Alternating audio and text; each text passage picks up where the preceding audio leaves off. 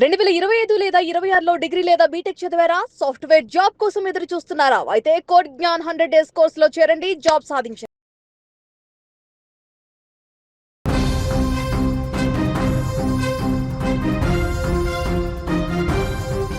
తునిలోని చిన్నారి జ్ఞానేశ్వరి మిస్సింగ్ కేసులో తాజాగా 10 రోజులు దాటింది. ఇంకా ఎలాంటి ఆనవాలు దొరక్కపోవడంతో సెర్చ్ ఆపరేషన్ని మరింత వేగవంతం చేశారు. ఈ నేపథ్యంలో ఒక అప్డేట్ కనిపిస్తుంది. ఈరోజు ఫెన్సింగ్ వద్ద పాపకి సంబంధించినటువంటి కొన్ని వెంట్రుకలు దొరికాయి అంటూ కూడా తెలుస్తుంది. ఈ నేపథ్యంలో ఆ వెంట్రుకలను ఫోరెన్సిక్ ల్యాబ్కి పంపించి విశ్లేషించేటువంటి అవకాశం కూడా కనిపిస్తుంది. ప్రస్తుతం సిహెచ్ అగ్రహారం గ్రామంలో ఆ చిన్నారి అదృశ్యం ఇప్పుడు ఆంధ్రప్రదేశ్నే కాదు, 2 తెలుగు రాష్ట్రాలలో కూడా సంచలనంగా మారినటువంటి విషయం మనందరికీ తెలిసిందే. కళ్ళ ముందు ఆడుకుంటూ తండ్రి వెనుక పరిగెత్తుకుంటూ వెళ్ళినటువంటి చిన్నారి జ్ఞానేశ్వరి ఒక్కసారిగా మాయమైపోయింది. అక్కడ ఇప్పటికీ 10 రోజులు అవుతుంది. ఆ యొక్క పామాయిల్ మొత్తాన్ని కూడా జల్లెడ పెట్టి గాలించినా కూడా ఇంతవరకు ఎలాంటి ఆనవాళ్ళు కానీ పాప ఆచూకీ కానీ లభించకపోవడంతో కుటుంబ సభ్యులు గుండెలు బాదుకుంటున్నారు. పోలీసులు, స్థానికులు తీవ్ర ఆందోళన చెందుతున్నారు. 10 రోజులు దాటింది, ఇంకా 11వ రోజు కూడా వచ్చిన పాప జాడ తెలియకపోవడం కేసును మరింత చిక్కుముడిలా మారుస్తుంది. అసలు ఆ చిన్నారి ఎలా మాయమైపోయింది? ఒక సామాన్య కుటుంబానికి చెందిన పాపను అపహరించిన వారెవరు? ఈ ప్రశ్నలకు సమాధానం కోసం యావత్ గ్రామం కూడా అక్కడ ఎదురు చూస్తుంది. అయితే ప్రస్తుతం పూర్తి స్థాయిలో దర్యాప్తు జరుగుతుంది. దాదాపు 200 మందికి పైగా పోలీసులు రంగంలోకి దిగారు. గ్రామంలో ప్రతి అంగుళాన్ని కూడా జల్లెడ పడుతున్నారు. చిన్నారి మిస్ అయిన ప్రదేశాన్ని పరిశీలిస్తే అక్కడ ఒక వైపు పాప ఇల్లు, మరొక వైపు తోట కనిపిస్తాయి. తోట మీదుగా అగ్రహారం గ్రామానికి వెళ్ళే దారి ఉంటుంది. సో ఈ దారిలో ఫెన్సింగ్ వేసి ఉంటుంది. ఆశ్చర్యకరమైనటువంటి విషయం ఏంటంటే ఈ ఫెన్సింగ్ ఉన్న ప్రదేశం దగ్గర ఇప్పుడు కొన్ని వెంట్రుకలు దొరికాయి. ఇవి జ్ఞానేశ్వరివేనా అన్న కోణంలో పోలీసులు ఫోరెన్సిక్ పరీక్షలకు పంపారు. అక్కడ దొరికినటువంటి వెంట్రుకలకు పాప అదృశ్యమైనటువంటి దానికి ఏదైనా సంబంధం ఉందా లేదా అనేది ఇప్పుడు తేల్చాల్సిన పరిస్థితి ఏర్పడింది.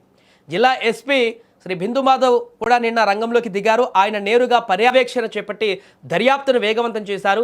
ప్రస్తుతం ట్రాక్టర్లను రంగంలోకి దించి తోటలోని దట్టమైనటువంటి గడ్డిని, పొదలను పూర్తిగా తొలగించి అక్కడ దాగి ఉన్నటువంటి బాటలను కూడా క్లియర్ చేస్తున్నారు. తద్వారా చిన్నారికి సంబంధించినటువంటి చిన్న ఆధారం దొరికినా వదలకూడదని పోలీసులు పట్టుదలగా ఉన్నారు. ప్రత్యక్ష సాక్షుల కథనం ప్రకారం ఆ సమయంలో పాప అక్కడ ఉండటం గమనించామని కూడా చెబుతున్నా ఆ తర్వాత ఏం జరిగిందనేది మాత్రం ఎవరికి అంతు చిక్కడం లేదు. స్థానికులు చెప్తున్న వివరాల మేరకు ఆ ప్రాంతంలో అనుమానాస్పద కదలికలు ఉన్నాయని భావిస్తున్నారు. ఆ రోజు ఆ దారిలో ఎవరైనా వెళ్ళారా అనేది సీసీటీవీ ఫుటేజీల ద్వారా విశ్లేషిస్తున్నారు. దీంతో సెర్చింగ్ ఆపరేషన్ వేగవంతం చేస్తున్నారు. ఆ ప్రాంతంలో ఎటు చూసినా కూడా పోలీసులు కనిపిస్తున్నారు. ప్రతి అడుగునా కూడా విశ్లేషిస్తున్నారు. స్థానికులు, సాక్షులు చెప్తున్న అంశాలను విడివిడిగా విచారిస్తున్నారు. పాప ఇంటికి, తోటల దారికి మధ్య ఉన్న భౌగోళిక పరిస్థితులను బట్టి ఏ దిశలో పాప వెళ్ళి ఉండవచ్చు అనేటువంటి దానిపైన కూడా ఒక స్పష్టమైనటువంటి అంచనాకు రావడానికి ప్రయత్నిస్తున్నారు. ఆ పాపను ఎవరైనా తీసుకువెళ్ళారా లేదా అనుకోకుండా దారి తప్పి లేదా ఏదైనా జంతువు దాడి చేశాయా అనే కోణంలో కూడా దర్యాప్తు కొనసాగుతుంది. 11 రోజులుగా అంతు చిక్కని ప్రశ్నలతో సాగుతున్న ఈ మిస్టరీని ఛేదించేందుకు పోలీసు యంత్రాంగం కృషి చేస్తుంది. కుటుంబ సభ్యులు, గ్రామస్తులు ఎంతో ఆవేదనతో చిన్నారి క్షేమంగా తిరిగి రావాలని కోరుకుంటున్నారు. ఎస్పీ పర్యవేక్షణలో జరుగుతున్నటువంటి ఈ ఆపరేషన్తో త్వరలోనే ఒక స్పష్టత వచ్చేటువంటి అవకాశం ఉందని కూడా అంతా భావిస్తున్నారు. ఏ చిన్న ఆధారం దొరికినా కేసు మలుపు తిరిగేటువంటి అవకాశం ఉన్నందున పోలీసులు అప్రమత్తంగా వ్యవహరిస్తున్నారు. ఈరోజు అప్డేట్ ఏంటంటే ఇన్ని రోజుల్లో అక్కడ ఫెన్సింగ్ దగ్గర కొన్ని హెయిర్స్ దొరికాయి. అక్కడ పాప హెయిర్ ఏనాది లేకుంటే ఇంకెవరిదైనా హెయిరా అనేటువంటి దాన్ని ఈ ఫోరెన్సిక్ ల్యాబ్లో రిపోర్ట్లో వచ్చేటువంటి దాన్ని బట్టి అర్థమైపోతుంది. ఒకవేళ అవి పాప వెంట్రుకలైనటువంటి విషయం క్లారిటీ వస్తే ఫెన్సింగ్ సైడే పాప అటువైపు వెళ్ళింటుందనేటువంటి ఒక క్లారిటీ వస్తుంది. కాబట్టి అటువైపుగా ఆ దిశగా కూడా దర్యాప్తును మరింత వేగవంతం చేసేటువంటి అవకాశం కనిపిస్తుంది. మరొక వైపు ఈరోజు ట్రాక్టర్లన్నీ కూడా బరిలోకి దిగాయి.